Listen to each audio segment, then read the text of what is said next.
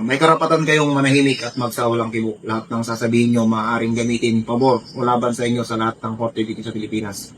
May karapatan kayong kumuha ng sarili nyong abogado. Kung hindi nyo kayang kumuha ng sarili nyong abogado, pwede kayong bigyan ng gobyerno ng libre.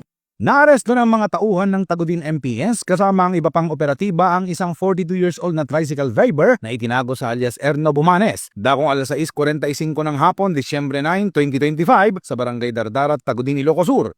Ang pag-aresto ay sa bisa ng warrant of arrest sa kasong rape na may Nobel recommended na inilabas ni Honorable Hector B. Almeida ng RTC Branch 62, Gumaca, Quezon. Ipinaalam sa sospek ang kanyang karapatan sa wikang nauunawaan niya.